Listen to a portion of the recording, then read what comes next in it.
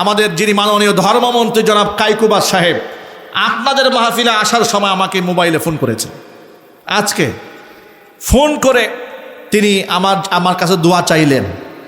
ধর্মমন্ত্রীরা আলেমদের কাছে ফোন দিয়ে দোয়া চাওয়া শুরু করেছে। আলহামদুলিল্লাহ বলবেন না? কত পবিত্র মনের মানুষ হলে, বরং তিনি তো যদি ওই দাম্ভিক আর অহংকারী হতেন, বলতেন কারো মাধ্যমে মাদানী সাহেবকে বললেন আমার একটা ফোন দিতে, বলতে পারতেন কি না? কথা বলতে না কেন? বলতে পারতেন কি না? না, তিনি এটা করেন না। একাধিকবার হোয়াটসঅ্যাপে ট্রাই করেছেন, আননোন নাম্বার আমি গুরুত্ব দেই নাই, রিসিভ করি নাই। তিনি আমাকে আজকে ফোন দিলেন, মনে হলো একটু রিসিভ করে কথা বলি, যে কে, আননোন নাম্বার থেকে এসছে। ফোন দিয়ে ধর্মমন্ত্রী তার নিজের পরিচয় দিলেন। এরপরে আমার পরিবারের খোঁজখবর নিলেন। এরপরে বললেন যে আপনি আমার জন্য দোয়া করেন। তিনি দোয়া চাইলেন। তার দাদার প্রতিষ্ঠিত মাদ্রাসার কথা বললেন, যে মাদ্রাসার 5 থেকে 6 শত ছাত্র পড়াশোনা করছে। আমি তার সংসদে একটা দোয়া নিয়ে জুমার মিম্বারে বসে আমি একটা বক্তব্য দিয়েছিলাম।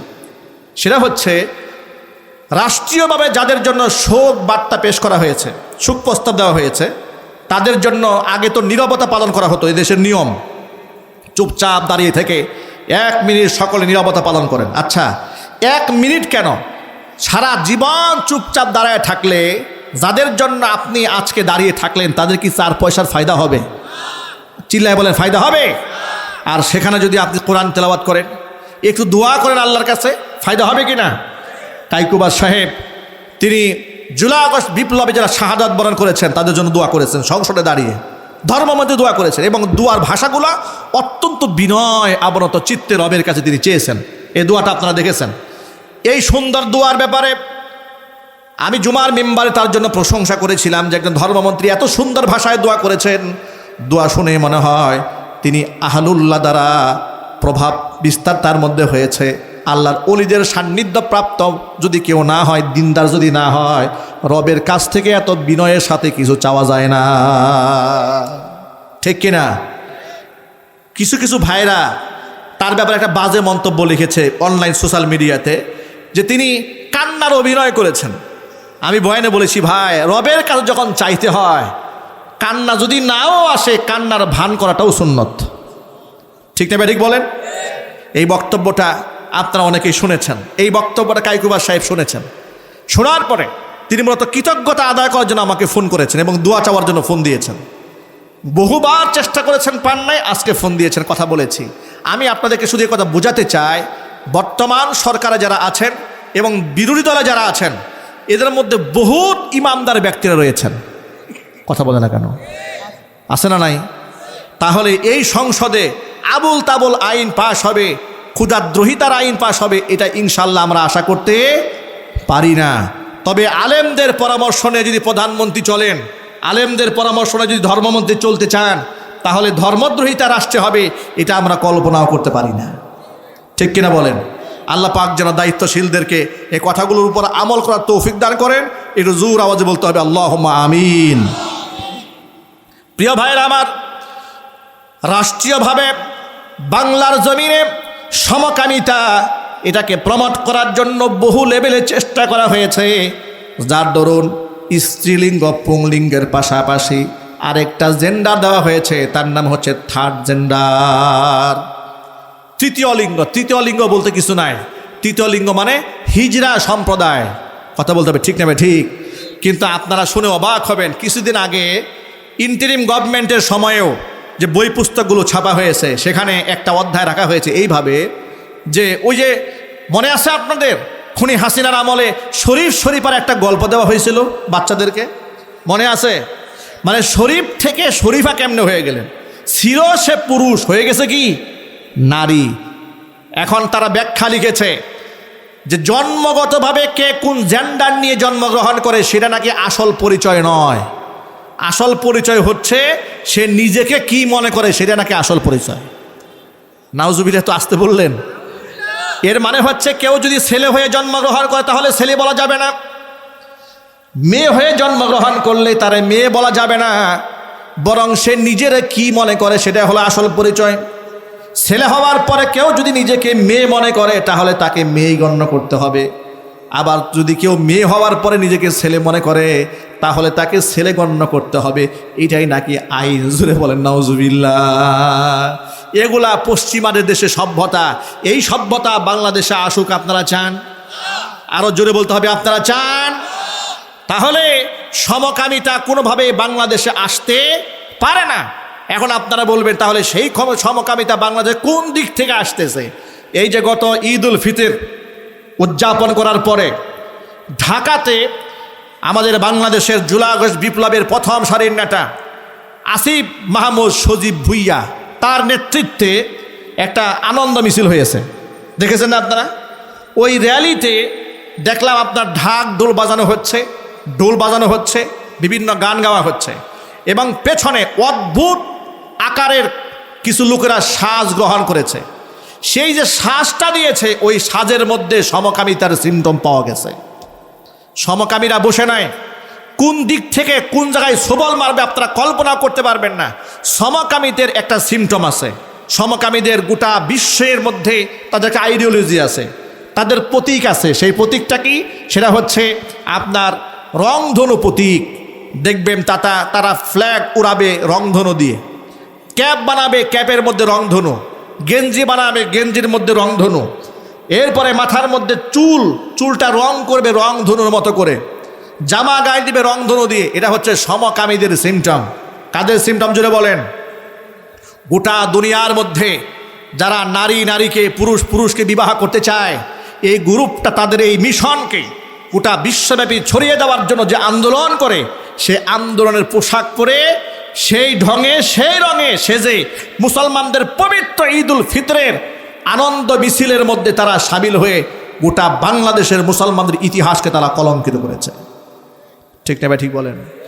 আসিফ মোহাম্মদ সজীব ভুইয়ার প্রতি শ্রদ্ধা সম্মান রেখে বলছি, জুলাই আগস্ট বিপ্লবে আপনাদের অবদান রয়েছে, আপনাদেরকে আমরা মহব্বত করি, সম্মান করি, আপনাদের অবদানকে আমরা স্বীকার করি। তাই বলে মুসলমানদের পবিত্র ঈদ উল ফিতরকে আপনারা সমকামীদের আইডিওলজি নিয়ে, তাদের চিন্তা চেতনা নিয়ে উদযাপন করবেন, সেটা আমরা বরদাস্ত করতে পারবো না। কথা বলতে হবে মুসলমান, ঠিক না ভাই? ঠিক। প্রিয় ভাইরা, আমাদের সতর্ক হতে হবে। আল্লাহ তুমি আমাদেরকে তৌফিক দান করো, জোরে কন্যা আমিন। প্রিয় ভাইরা আমার, সমকামিতা তো করবেন দূরের কথা, এর তো বহুত বড় মারাত্মক পর্যায়ের গুনাহ। বাংলাদেশি ওই সমস্ত লেসবিয়ান গেইদেরকে কিভাবে প্রমোট করা হয় দেখেন। ইদানিং দেখবেন বাংলাদেশের ফ্যাশন জগতের কিছু ছেলেরা মেয়েদের মতো পোশাক পরে, মেয়েদের মতো কানের মধ্যে দুল পরে, মেয়েদের মতো জামা কাপড় পরে, মেয়েদের মতো বুরু প্লাগ করে, মেয়েদের মতো অর্নামেন্টস ব্যবহার করে, মেয়েদের মতো মেকআপ করে। ওই সমস্ত লোকদেরকে সামাজিকভাবে বয়কট করার দরকার আছে না নাই? পুরুষ হয়ে মেয়েদের পোশাক পরা হালাল না হারাম? আরো জোরে আওয়াজে বলেন।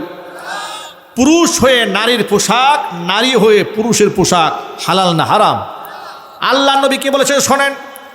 আল্লাহ নবী বলেন, ওই সমস্ত নারীদের উপর আল্লাহ পাকের লানত, যে সমস্ত নারীরা নারী হয়ে জন্ম নেওয়ার পরও তারা পুরুষের সাথে সাদৃশ্য অবলম্বন করে, তাদের উপর আল্লাহ পাকের লানত।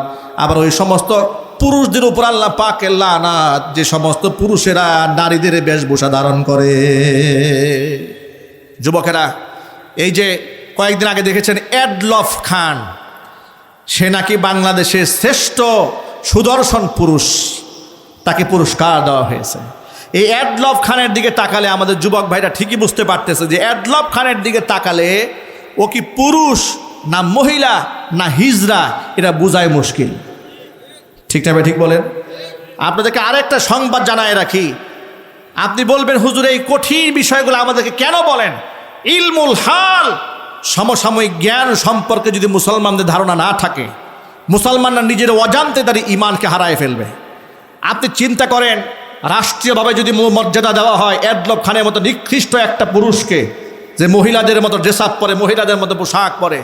কয়েকদিন আগে ইউনূস সরকারের সময় দেখেছি পশ্চিমা মানবাধিকার সংস্থার পক্ষ থেকে তাকে বিরাট বড় ক্রেস্ট দেওয়া হয়েছে।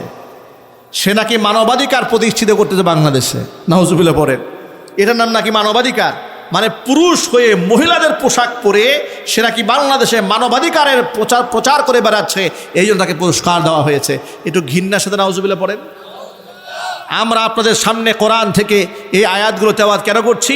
আল্লাহ পাক দেখেন, কওমে লূতের এই অপকর্মের কারণে নবী লূত আলাইহিস সালাতু ওয়াস সালামের মাধ্যমে এদেরকে দাওয়াত দেওয়ার ফলে এরা যখন দাওয়াতকে অস্বীকার করেছে কেমন অবস্থায় এদের গ্রহণ করতে হয়েছে আল্লাহ পাক বলছেন। নবী লূত আলাইহিস সালাতু ওয়াস সালাম যখন বললেন এই পাপ ছেড়ে দাও, এদের মুখে জবাব ছিল একটাই, ওয়ামা কানা জাওয়াবা কওমিহি ইল্লা আন ক্বালু আখরিজুহুম মিন ক্বরয়াতিকুম ইন্নাহুম উনাসুন ইয়াতাতাহহারুন। জবাব তারা একটাই দিয়েছি, আখরিজুহুম মিন ক্বরয়াতিকুম, এই নবীকে তোমরা তোমাদের এলাকা থেকে তাড়িয়ে দাও, নবীকে বাদ দিয়ে দাও, এলাকায় তারা ঢুকতে দিও না। ইন্নাহুম উনাসুন ইয়াতাতাহহারুন, এ তো দেখি খুব পবিত্র মানুষ, এ তো দেখা যায় খুব ভালো মানুষ, এত ভালো মানুষের জায়গায় সমাজে হবে না, এই নবীকে এলাকা থেকে তাড়াই দাও, বের করে এলাকা থেকে। আল্লাহ পাক বলেন, ফাআনজাইনাহু ওয়া আহলাহু ইল্লা ইমরাআতাহু কানাত মিনাল গাবিরিন, আমি আমার নবী লূতকে রক্ষা করেছি এবং তার পরিবার পরিজনকে রক্ষা করেছি। ইল্লা ইমরাআতাহু, কিন্তু আমি তার স্ত্রীকে রক্ষা করি নাই, কারণ তার স্ত্রী কওমে লূতের যে সমস্ত খারাপ এবং পাপাচার যারা করত ওই সমস্ত পাপাচারীদের সহযোগী ছিল। জোরে কর নাউজুবিল্লাহ। এখান থেকে একটা মূলনীতি গ্রহণ করেন, আপনি নিজে পাপ যদি নাও করেন কিন্তু পাপাচারী যদি আপনি সহযোগী হন তাহলে আযাব আপনাকেও ছাড়বে না, ঠিক কিনা বলেন? সুতরাং যাকে তাকে সমর্থন দেওয়া যাবে না, যার তার পেছনে হাঁটাও যাবে না। নামাজিদের পেছনে হাঁটবেন, নামাজি নেতৃত্ব সমাজের মধ্যে আনবেন। ক্ষুধাদ্রোহী যারা করে, নাস্তিকতা যারা করে, তাদের আনুগত্য দূরের কথা, নেতৃত্ব তো দূরের কথা, এদের পাশ দিয়েও আপনারা হাঁটবেন না। বলেন ইনশাআল্লাহ। ইনশাআল্লাহ একটু জোরে বলেন। আমরা নামাজি নেতৃত্ব চাই কিনা? কারা কারা চান? তো হাত দেখতে চায়। কারা কারা সমাজে নামাজি নেতৃত্ব চান? আল্লাহ কবুল করেন, জোরে কোন আমিন। আল্লাহ পাকের পরে বলেন, وَأَمْطَرْنَا عَلَيْهِمْ مَطَرًا فَانظُرْ كَيْفَ كَانَ عَاقِبَةُ الْمُجْرِمِينَ। আমি এদের উপরে পাথরের বৃষ্টি বর্ষণ করেছি। কিসের বৃষ্টি? পাথর। মাতানা ইনদা রাব্বিক, এক একটা পাথরের মধ্যে পাপিষ্ঠদের নাম লেখা ছিল।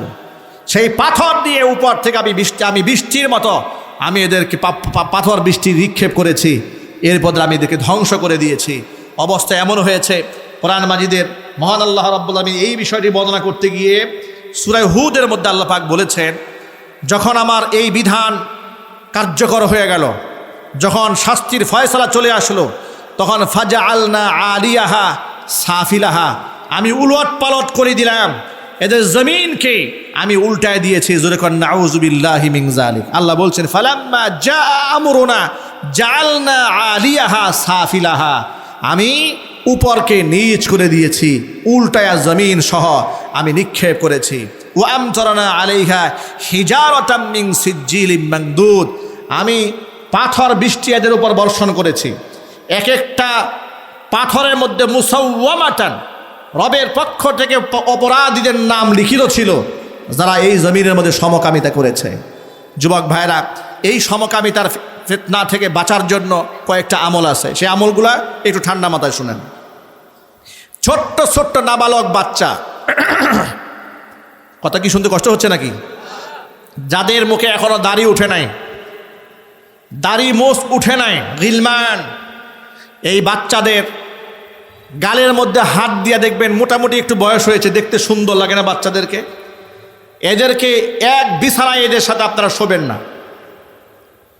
আরেকটা কথা বলি, পুরুষ হয়ে পুরুষ মনে করেন বন্ধু বান্ধবী তো অসুবিধা নাই, এরকম মনে করা হয় না অনেক সময়? এক কাপড়ে এক লুঙ্গি পেঁচাইয়া এক রুমের মধ্যে শোয়া যাবে না, হারাম। এক কাঁথার নিচে দুই প্রাপ্তবয়স্ক পুরুষ শোবেন না, জায়েজ নাই। এই মাসলাগুলো আপনাদের জানা দরকার। আপনারা অনেক সময় মনে করেন আমরা বন্ধু বান্ধবী তো, এই যে ঈদের সময় হয়ে গেল, চলো কক্সবাজার যাই, চলো খাগড়াছড়ি যাই, চলো বান্দরবানে যাই, এক হোটেলের মধ্যে সব একসাথে গাজাগাজি করে থেকেছে। এরপরে এক কাঁথার নিচে প্রাপ্তবয়স্ক দুই পুরুষ একসাথে শোয়া জায়েজ নাই। এক লুঙ্গি দিয়া একসাথে কাপড় পরতে পারবেন না। এক পুরুষ হয়ে আরেক পুরুষের লজ্জাস্থানের দিকে আপনি তাকাতে পারবেন না। আবার আরেকটা কথা বলে দিই, নারী হয়ে অনেক সময় নারীরা যখন এক রুমের মধ্যে থাকে তখন তারা মনে করে যে আমিও নারী সেও নারী, সুতরাং আমাদের গায়ে উড়নার গুরুত্ব এটা এখন আর নাই।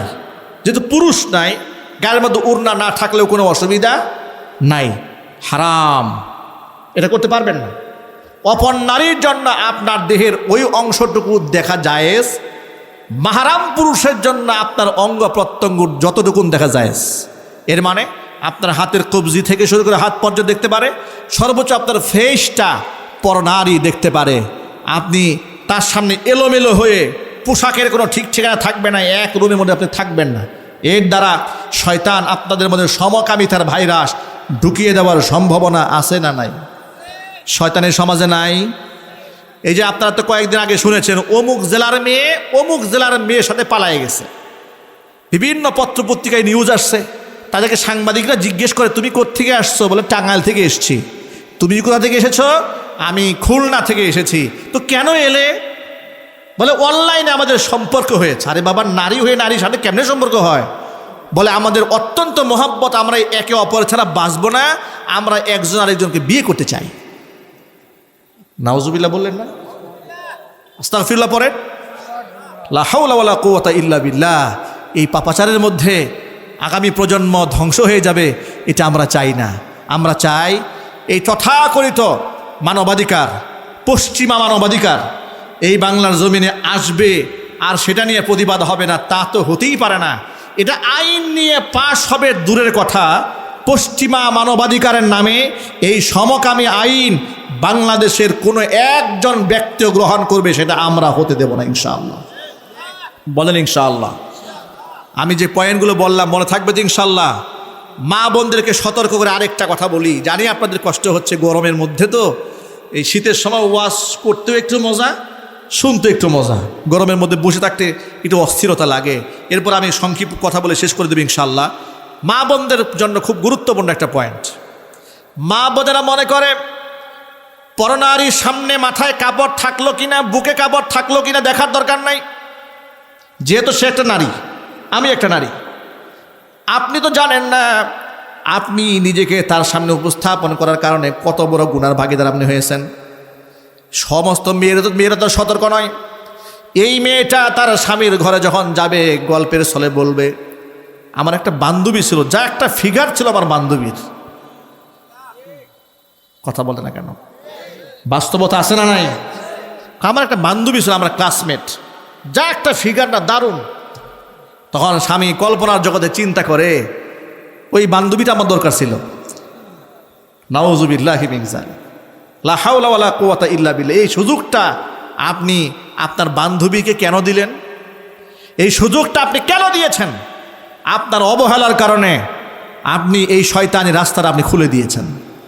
এই জন্য খুব সাবধান। আরেকটা কথা বলি যে কাল কিয়ামতের ময়দানে আমানতের খিয়ানতকারী হিসেবে কারা সর্বপ্রথম হাসরের ময়দানে দাঁড়াবে আপনারা অনেকে জানেন না।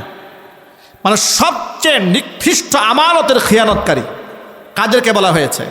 তারা হচ্ছে ওই সমস্ত নারী এবং পুরুষ যারা স্বামী স্ত্রীর গোপন কথা বন্ধু বান্ধবের কাছে বলে বেড়ায়। আমাদের মধ্যে এমন কিছু পুরুষ আছে ভবিষ্যতে একান্ত মুহূর্তের সব খুশ গল্প, বাসর রাতে কী কথা হয়েছে, উনি কি বলেছেন, সে কি বলেছে, এগুলো আবার গল্প করে বলা হয়। আর ইদানিং কিছু ইউটিউবার নষ্ট ভ্রষ্ট চিন্তা চেতনার অধিকারী, তারা কিছু চ্যানেল খুলেছে, নাম দিয়েছে লাভ গুরু। কি গুরু? লাভ গুরু না, এগুলো হচ্ছে লাভ গরু। লাভ কি? গরু। জীবন বৃত্তান্ত শোনানো হয়, কে কার সাথে অবৈধ প্রেম করেছে, কার সাথে বেড পার্টনার হয়েছে, নির্লজ্জ বেহায়ার মতো জীবনে ঘটে যাওয়া সব ঘটনা জাতির সামনে বলে কোটি কোটি মানুষকে পাপের সাক্ষী বানায়। নাউজুবিল্লাহ। আর সেটা আবার কান খুলে লক্ষ লক্ষ যুবক যুবতীরা শুনে বলে জীবন বৃত্তান্ত শুনলাম অমুকের 4-5টা প্রেম করেছে, 10টা প্রেম করেছে। এই যে এতগুলো কোটি মানুষকে আপনি আপনার পাপের সাক্ষী বানালেন, চিন্তা করলেন না কাল হাসরের ময়দানে এই মানুষগুলো আপনার বিরুদ্ধে সাক্ষী হয়ে দাঁড়াবে? কথা ঠিক নেবে? ঠিক। পাপের কথা এই দুনিয়াতে মায়ের কাছেও বলা যাবে না, বাবার কাছেও নয়, শিক্ষকের কাছেও নয়। পাপের কথা একমাত্র চোখের পানি ছেড়ে বলবেন কার সামনে? কথা বলে না কেন? বলুন না, কার সামনে বলবেন? কারণ আমি কি পাপ করেছি আমার আল্লাহ ছাড়া আর কেউ জানে না। আর আমার পাপ আমার আল্লাহ ছাড়া কোনো পীরের ক্ষমতা আছে ক্ষমা করার? পীরের বাবার ক্ষমতা আছে আমার গুনাহ ক্ষমা করার? وَمَن يَغْفِرُ الذُّنُوبَ إِلَّا اللَّهُ, গুনাহ আল্লাহ ছাড়া কেউ ক্ষমা করতে পারে না। মহান আল্লাহর কাছে চোখের পানি ছেড়ে কান্না করে বলবেন, রব্বুল আলামিন আমি পাপ করেছি, গুনাহ করেছি, পৃথিবীর কেউ জানে না, আল্লাহ তুমি জানো, তুমি আমার পাপটা ক্ষমা করে দাও, জোরে কোন আমিন। বন্ধুর কাছে বলবেন না, বান্ধবীর কাছে বলতে যাবেন না। অনেক সময় গল্পের ছলে বলে, দোস্ত শোনো তোমার একটা কাহিনী শোনাই। ছোটবেলায় অমুক এলাকায় গিয়েছিলাম, সেখানে গিয়ে গাছের আম চুরি করে খাইছি। এরপরে অমুক জায়গায় আমি একটা প্রাইমারি স্কুলে পড়ার সময় একটা কাজ করেছিলাম, পাবলিক আমাকে পিটাইছিল। হাই স্কুলে পড়ার সময় অমুক মেয়ের সাথে প্রেম করেছিলাম, লোকেরা আমাকে জুতা পিটা করেছিল। সব কাহিনী বন্ধু বান্ধবের কাছে, কলেজ লাইফের কাহিনী, এরপরে স্কুল লাইফের কাহিনী, ইউনিভার্সিটি লেভেলের কাহিনী, সব গল্পের ছলে বন্ধু বান্ধবের সাথে শেয়ার করা হয়। এই আমলগুলা কি আমাদের যুব সমাজের মধ্যে আছে না নাই? হালাল না হারাম? হারাম। আপনি পাপের কথা কাউরে বলবেন না, শুধু রবের সামনে স্বীকার করে শুধু কান্না করবেন। পৃথিবী না জানুক আমি তো জানি, আমি কি পাপ করেছি হায়। পৃথিবী না জানুক আমি তো জানি, আমি কি পাপ করেছি হায়।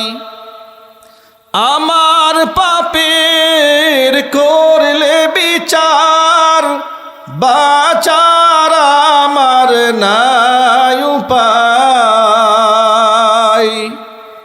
দয়াময় তুমি মাফ করো আমায়, মাফ করো আমায়। দয়াময় তুমি মাফ করো আমায়, মাফ করো আমায়। সকলে বলেন আমিন। কিয়ামতের ময়দানে আমানতের সবচেয়ে বড় খেয়ানতকারী হিসেবে রবের সামনে ওই স্বামী দাঁড়ায় যাবে যে স্বামী তার স্ত্রীর গোপন কথা বন্ধুদের সাথে শেয়ার করেছে। অনুরূপভাবে আমানতের খেয়ানতকারী হিসেবে ওই নারী রবের সামনে হাজিরা হয়ে যাবে যে নারী তার স্বামীর গোপন কথা বান্ধবীদের সাথে শেয়ার করেছে। যেরকম নাউজুবিল্লাহ। মায়েরা, বোনেরা, এই ব্যাপারে সতর্ক হন, সাবধান হন। স্বামীর সাথে আপনার সম্পর্ক হচ্ছে হুন্না লিবাসুল লাকুম ও আনতুম লিবাসুল লাহুন্না, একে অপরের পোশাকের মতো। পোশাক হিসেবে স্বামী স্ত্রীর সম্পর্ককে তুলনা করা হয়েছে কোরআন মাজিদে। কেন?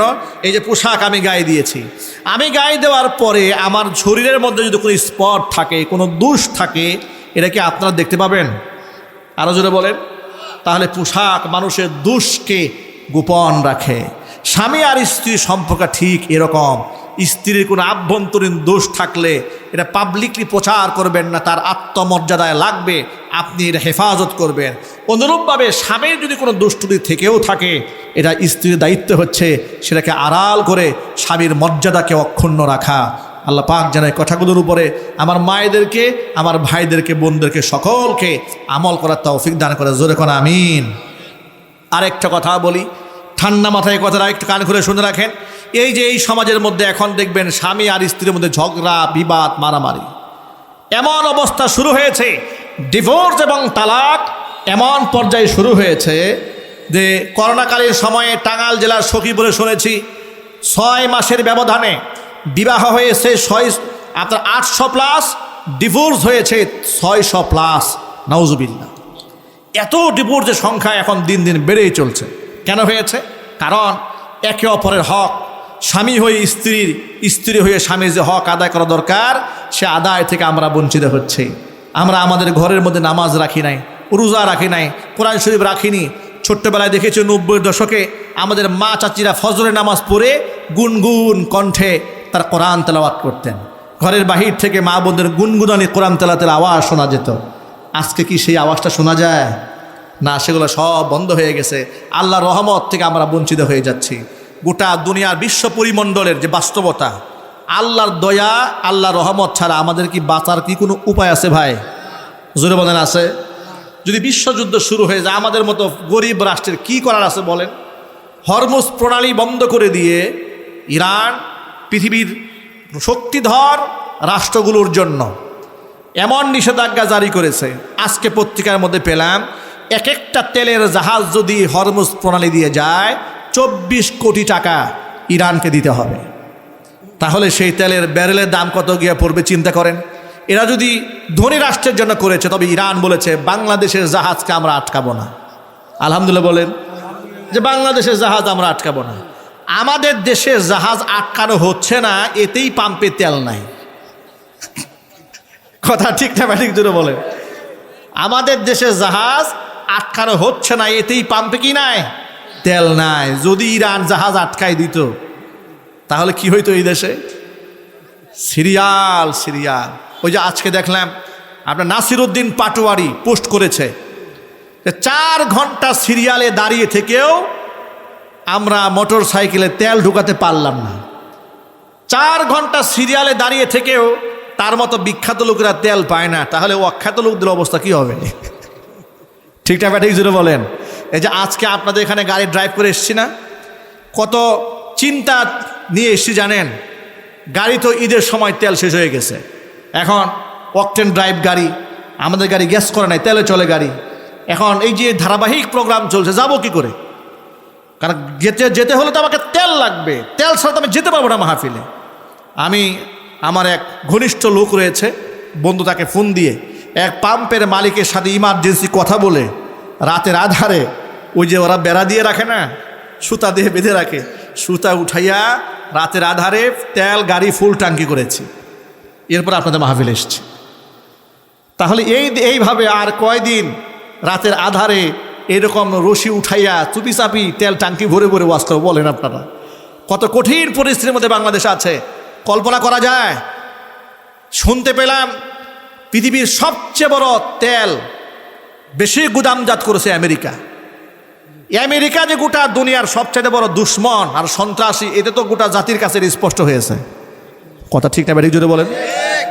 গোটা দুনিয়ার মধ্যে মুসলমানদেরকে সারা জীবন টেরোরিস্ট বলেছে, জঙ্গিবাদ মৌলবাদ বলেছে, তালেবান রাজাকার বলে, ওরাই তো আমাদেরকে তুচ্ছ তাচ্ছিল্য করেছে। পশ্চিমা মিডিয়াতে মুসলমানদেরকে মৌলবাদ সন্ত্রাসবাদ বলা হয়েছে, ঠিক না ঠিক? কিন্তু আসল সন্ত্রাসী ইহুদি আর খ্রিস্টানেরা। ওরা এত বড় গুন্ডা, এত বড় মাস্তান।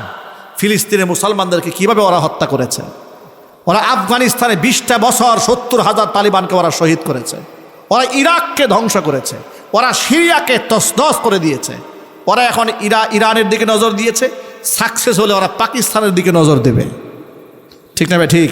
আমাদের প্ল্যানটা হচ্ছে মুসলিম সভ্যতা ধ্বংস করে দেওয়া। সুতরাং সকল মধ্য মুজাহিদ মুসলমান ভাইদেরকে বলছি, আসল শত্রুকে আর আসল বন্ধুকে এটা আমাদের জানা উচিত। এটা জানা দরকার আছে না নাই? শত্রু এবং বন্ধু জানা দরকার আছে না নাই? অনেক লোকেরা বলছে শিয়াদের সাথে যুদ্ধ হচ্ছে, শিয়াদের আকীদার মধ্যে যেহেতু ঝামেলা আছে, অতএব কাফেরে মারামারি লাগছে, লাগুক। বিষয়টি তা নয়। মনে রাখবেন, তাদের আকীদার মধ্যে যথেষ্ট প্রবলেম রয়েছে, তাদের আকীদার মধ্যে কিছু কিছু ক্ষেত্রে কুফরিও রয়েছে, একথা সত্য। কিন্তু ইসরায়েল এবং আমেরিকা, তারা যে মানবতার চূড়ান্ত শত্রু, এতে তো কোনো সন্দেহ নাই, ঠিক না ঠিক? এরা যে মুসলমানের দুশ্মন, এতে কোনো সন্দেহ আছে? সুতরাং মুসলমান আর কাফেরের সাথে দ্বন্দ্ব লেগেছে, কাফের আর মুসলমানদের সাথে দ্বন্দ্ব লেগেছে। এখানে আমাদের সকলকে অবশ্যই ইরানের বিজয় কামনা করে ইসরায়েল এবং আমেরিকার ধ্বংস কামনা করা উচিত।